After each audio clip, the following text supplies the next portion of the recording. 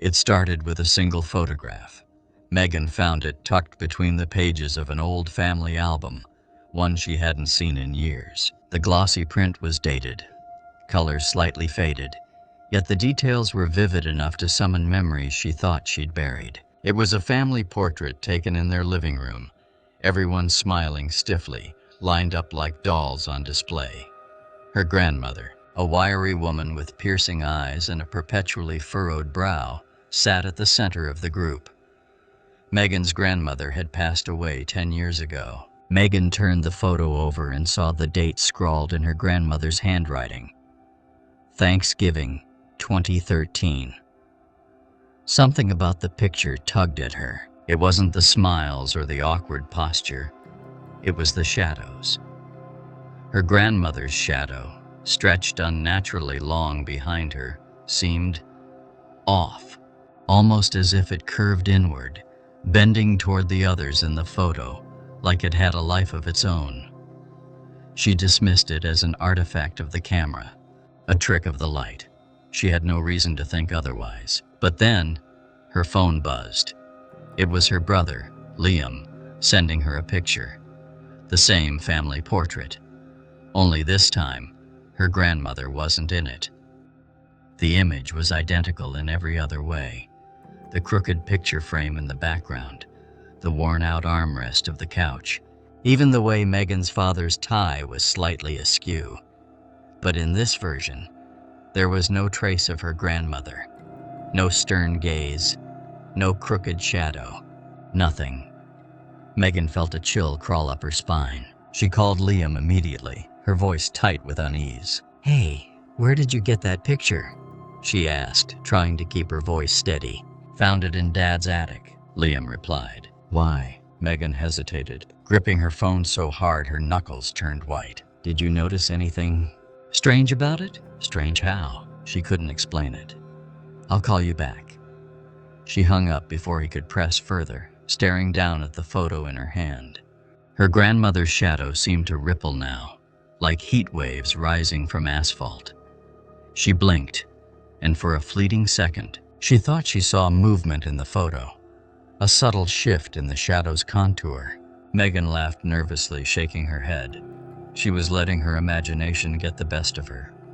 But when she turned back to the photograph, her laughter died in her throat.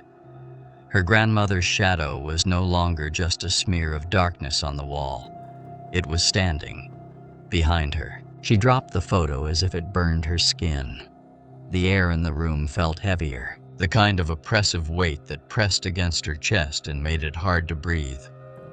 She glanced at the photo again, now lying face up on the table.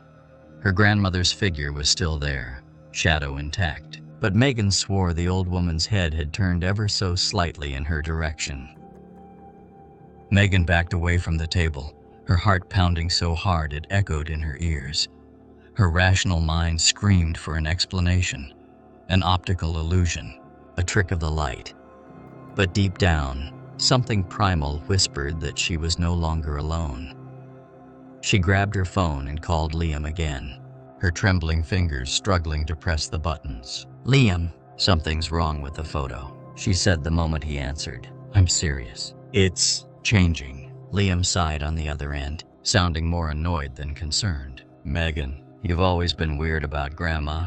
Let it go. It's just an old picture. Just look at it again," she snapped, her voice cracking. "Doesn't it feel off to you? Like she's still here?" The silence on Liam's end stretched uncomfortably long. "You're being ridiculous," he said finally, though his tone lacked conviction. "It's late. Go to bed." Before she could argue, he hung up. Megan stared at her phone, her pulse still racing. Her eyes drifted back to the photograph. Her grandmother's figure was unchanged, but the shadow seemed darker now, more defined, like it was trying to pull itself free from the boundaries of the frame. The room felt colder. Megan's breath fogged up in front of her, and a faint, familiar smell wafted through the air. Lavender, her grandmother's favorite perfume. Megan froze. The scent shouldn't have been there. Her grandmother's belongings had been packed away years ago. The sound of a floorboard creaking snapped her attention to the hallway. Megan's apartment was small, and she lived alone. No one else should be there. She held her breath, straining to hear. For a moment there was only silence. Then another creak, louder this time, as if someone or something was moving closer. Megan's throat tightened as she inched toward the kitchen, her eyes darting between the hallway and the photograph still lying on the table. Her trembling hands found a knife in the drawer, and she gripped it tightly, her knuckles white. She tried to steady her breathing, but the lavender scent grew stronger, almost suffocating. From the corner of her eye, she noticed something that made her blood run cold. The photo had changed again. Her grandmother's face, once stern and lifeless, now wore a faint, knowing smile. The shadow loomed larger, creeping up the wall in the picture like ink spreading on paper. The lights flickered, and Megan felt the oppressive weight of eyes on her. She spun around, clutching the knife, but the room was empty. The silence was deafening, broken only by the faint sound of something breathing. It wasn't hers. Her phone buzzed on the counter, nearly making her drop the knife. She grabbed it instinctively, her hands shaking. It was a text from Liam, a photo attachment. She hesitated, her thumb hovering over the screen. When she opened it, her stomach lurched. It was the same family portrait, but now she was missing. The message below it read, "She's coming." Megan's phone slipped from her hand, clattering onto the floor. Her knees felt weak as the words, "She's coming," echoed in her mind. The lavender scent was suffocating now, almost tangible, as though it was pressing against her skin. She tried to ground herself, gripping the edge of the counter, her thoughts racing. This couldn't be happening. It wasn't possible. Her gaze darted back to the photograph on the table. Her grandmother's face, now smiling, seemed to mock her. The shadow, once confined to the wall in the picture, had spilled out onto the floor. A dark smudge stretched toward the edge of the photo, like it was trying to reach her. Megan's heart hammered as she turned away from the photo, unable to look any longer. She needed answers, someone to help her make sense of this. Against her better judgment, she called Liam again. The line rang once, twice, and then clicked. No greeting, no hello, just breathing, shallow and raspy, like the person on the other end was struggling to take each breath. "Liam?" Megan whispered, her voice trembling. The breathing stopped. For a moment there was silence. Then a low, familiar voice spoke, a voice that didn't belong to her brother. "You shouldn't have touched it." Megan's blood turned to ice. She slammed the phone down, her hands trembling so violently she could barely hold it. That voice, it was her grandmother's. It had been years since she'd heard it, but there was no mistaking its sharp, clipped tone. Her stomach churned, and she felt an overwhelming urge to run. But where? The apartment was small, and every shadow now felt like a threat. The lights flickered again, plunging the room into momentary darkness. When they came back on, Megan saw it. A figure standing at the far end of the hallway, barely visible in the dim light. It was tall and thin, its features obscured by the shadows that clung to it like a second skin. But the outline was unmistakable. Her grandmother's hunched shoulders, her bony frame, the way she always stood with her hands clasped in front of her. "Grandma?" Megan whispered, her voice barely audible. The figure didn't move. It simply stood there, watching. Megan's breath hitched as the shadow began to stretch, sliding along the hallway walls like black ink spilling across a canvas. It crept closer, even though the figure remained still. "No," Megan muttered, stumbling backward. "You're not real. You're not real." The shadow reached the edge of the kitchen, curling around the table where the photo still lay.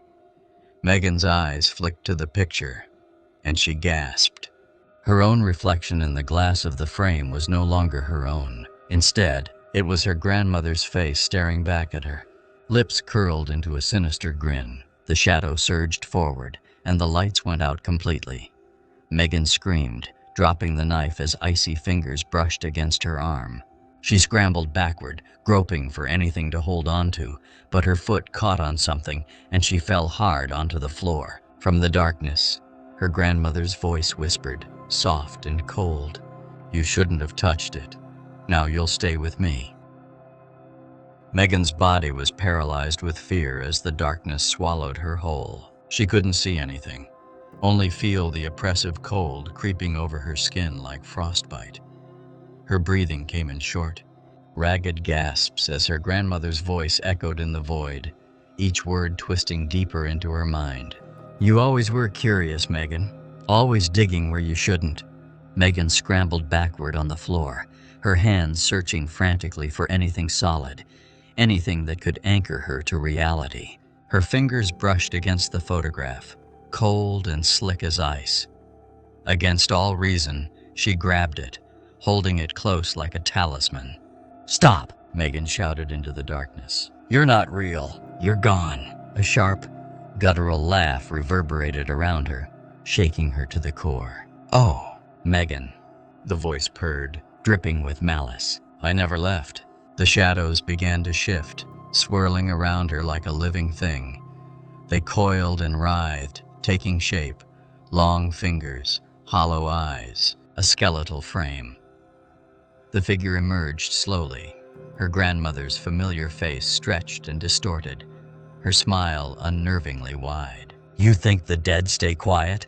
the figure hissed, leaning closer, her eyes, dark and bottomless, locked onto Megan's. "No, child, we remember, and now, so will you." Megan screamed and hurled the photograph at the figure. It struck her grandmother's chest, and to Megan's shock, the figure recoiled. The smile faltered, replaced by a flicker of rage. The shadows around her grandmother rippled violently, as if in pain. The room trembled, and the photograph fell to the floor, landing face down. Megan scrambled to her knees, seizing the moment. She flipped it over again, her heart pounding as she stared at the image. Her grandmother's figure had changed. She was no longer sitting calmly in the chair.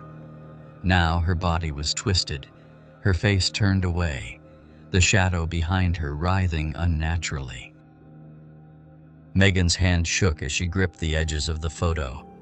Her instincts screamed at her to destroy it, to rid herself of the object that seemed to tether her grandmother's spirit to the living world. But something held her back, an overwhelming feeling that destroying it might unleash something even worse. The lights in the room flickered once more, and Megan felt the temperature drop further. Frost began to creep along the floorboards, inching toward her. Her grandmother's figure stepped forward, each movement jerky, unnatural, like a marionette controlled by invisible strings. "You can't run from this," the figure whispered, her voice overlapping with the sound of crackling ice. "You're mine now." Desperate, Megan reached for the only thing she could think of. She grabbed her phone and snapped a picture of the photograph itself. The flash of the camera lit up the room for a brief second, and for the first time, Megan saw her grandmother's face clearly. It wasn't just a ghostly apparition. It was something far darker, far older, a creature wearing her grandmother's face like a mask. The moment the flash went off, the room exploded into chaos. The photograph in Megan's hand began to burn, the edges curling inward as black smoke poured from it. Her grandmother's figure let out an ear-piercing scream, her body dissolving into a mass of shadows that swirled around the room. Megan dropped the photograph, coughing as the smoke filled her lungs. She stumbled toward the door, blindly reaching for the handle. Her fingers found it, and she wrenched the door open, collapsing into the hallway. Behind her, the screams faded into silence, and the photograph lay smoldering on the floor. Megan stumbled out of her apartment and into the cold, sterile hallway. The fluorescent lights flickered weakly above her, but the oppressive darkness that had consumed her home was gone. She clutched her chest, her breath coming in shallow, ragged gasps. Her mind raced with questions. What had she unleashed?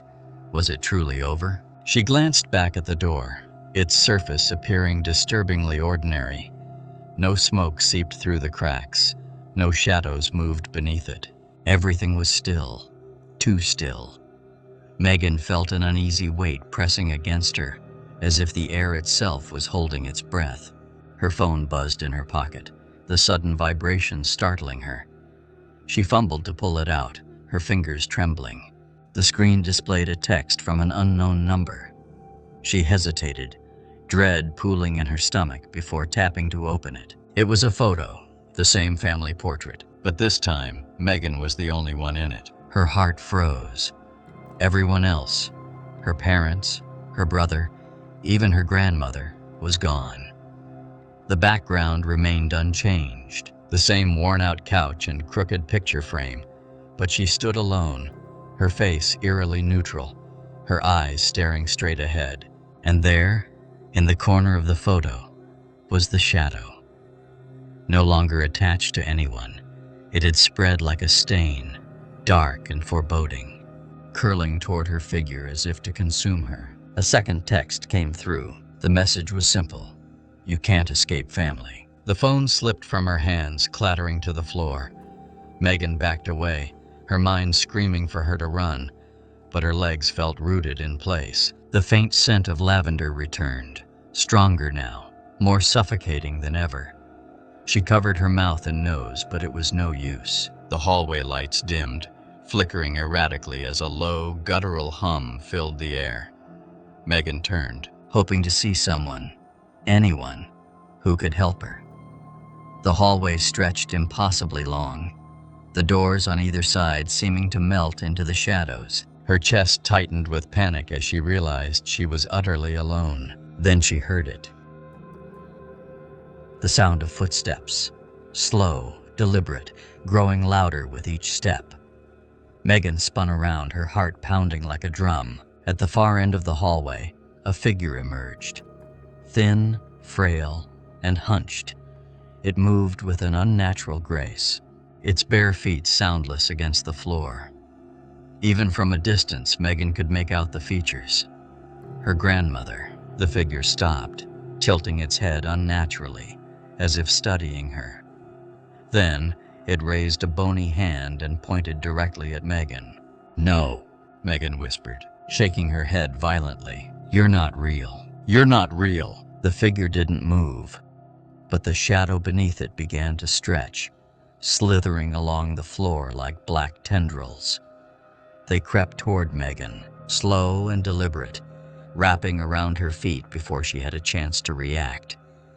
The cold was unbearable, like ice seeping into her very bones. She screamed, clawing at the shadowy tendrils as they pulled her to the ground. Her vision blurred as the lavender scent became overpowering, burning her throat and lungs. The last thing she saw was her grandmother's face, distorted, grotesque, and smiling as it leaned closer, its hollow eyes devouring her. Days later, Liam returned to their father's house, concerned after not hearing from Megan. In the dusty attic, he found the photograph. It was the same family portrait, but now Megan was seated at the center, her face frozen in a vacant smile, and behind her the shadow loomed,